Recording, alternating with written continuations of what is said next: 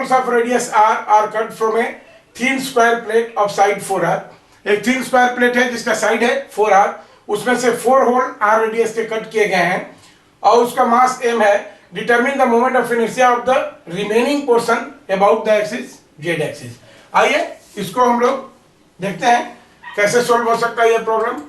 तो सबसे पहले हमारा ये दिया हुआ है कि एक स्क्वायर प्लेट है, एक स्क्वायर प्लेट है जिसका रेडियस जिसका लेंथ कितना है 4r। Length of square plate is side of square plus is 4r, ये साइड है इसका, और इसमें से 4 होल कट किए गए हैं जिसकी रेडियस r है।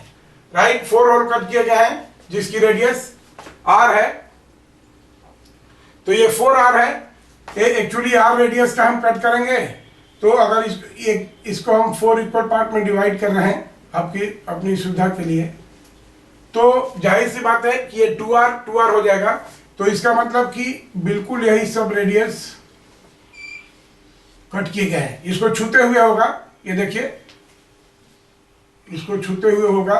दूसरा डिस्क भी इसको, दूसरा होल इसको टच करते हुए होगा, थर्ड होल भी इसको टच करते हुए होगा इस तरह से, और ये फोर्थ होल भी। फ्री हैंड स्केच है तो स्फेरिकल नहीं हो पा रहा है, यानी एक स्फीयर की रेडियस हो गई हमारी r। Radius of single sphere is r, right. And mass इसका mass of whole disc is whole plate is m। 4 holes of radius r are cut from a thin square plate of side 4r और and mass m। अब moment of inertia remaining portion का, ये निकालने के बाद में, ये whole निकालने के बाद में जो हमारा मोमेंट ऑफ इनर्शिया है अबाउट z एक्सिस, माने इस एक्सिस के axis passing through point o and perpendicular to plane of the disc. ये पेन के डायरेक्शन में एक्सिस हमारी ऐसे होगी और इस एक्सिस के अबाउट हमको निकालना है इसकी मोमेंट ऑफ इनर्शिया, राइट। तो देखिए सबसे पहले हमारा ये काम क्या हो जाएगा कि इस होल का मास क्या होगा, राइट। इस होल का, एक होल का मास, अगर मान ली कि मास ऑफ एक hole, mass of single hole, ये जो डिस्क निकाली गई है उसका मास अगर स्मॉल m मानते हैं हम, लेट ये इसका मास अगर छोटा m है, स्मॉल m, राइट, तो हमारा m क्या होगा, m this is m is equal to mass per unit area, right. तो टोटल मास m है और एरिया कितना हो जाएगा, स्क्वायर प्लेट है जिसका एक साइड 4r है, तो 4r स्क्वायर कितना हो जाएगा 16r स्क्वायर। तो this is mass per unit area is 16 m by 16r square and to area of the hole, area of the hole क्या है पाई r स्क्वायर, राइट। तो ये r स्क्वायर कैंसिल हो गया, राइट। तो ये कितना हो जाएगा, this will be equal to pi m by 16। Mass of each hole is equal to pi m into 16, right. तो अब therefore required moment of inertia IO हमारा क्या हो जाएगा, moment of inertia of this system remaining portion about axis passing through O and perpendicular to plane. ये क्या हो जाएगा, this will be equal to I moment of inertia of the square plate, moment of inertia of the square plate minus, ये देखिए 4 holes का moment of inertia same है, -4 into moment of inertia of the hole about O। सारे hole को O के about shift करेंगे हम, right.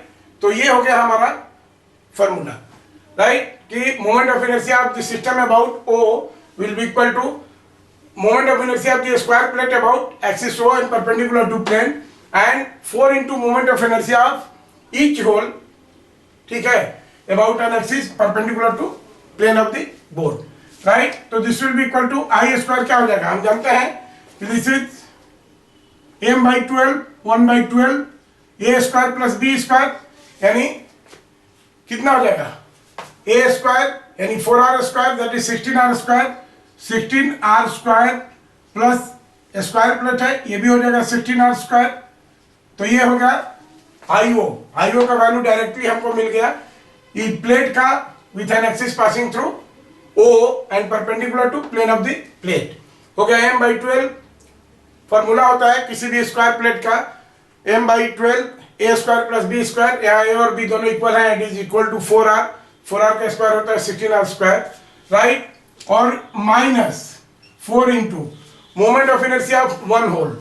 ये कितना हो जाएगा यहाँ पर देखिए. अब ये देखिए एक होल का कितना हो जाएगा. This is half M R square, half M R square. और इसका एम कितना है, small M. This is pi M by 16 into R square. तो ये हो गया देखिए this is half pi M by 16 R square. ये तो हो गया moment of inertia of the disc with an axis passing through centre of the holes, right. अब प्लस इसको शिफ्ट करेंगे यहाँ पर, तो हमको ये डिस्टेंस कैलकुलेट करनी होगी, हमको ये डिस्टेंस कैलकुलेट करनी होगी, राइट. तो जब इस डिस्टेंस को कैलकुलेट करेंगे हम लोग इस आर के टर्म में, जब इस डिस्टेंस को कैलकुलेट करेंगे तो देखिए ये कितना हो जाता है. दिस डिस्टेंस इज यहां से यहां तक ये डिस्टेंस हो जाता है कितना.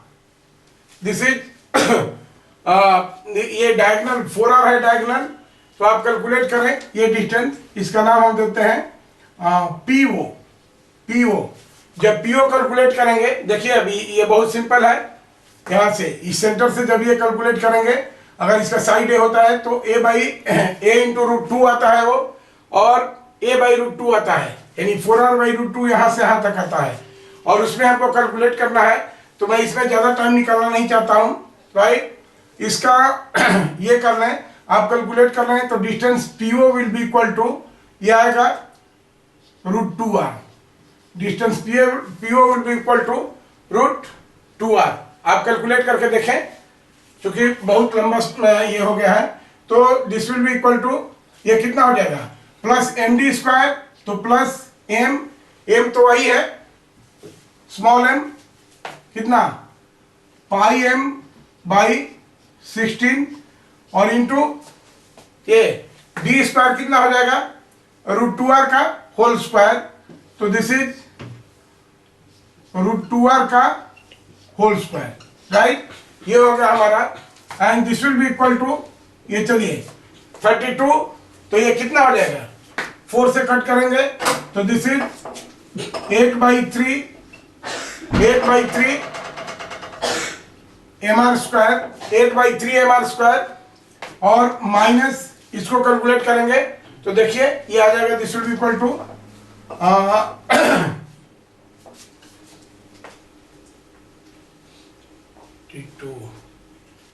इसको कैलकुलेट करेंगे तो this will be equal to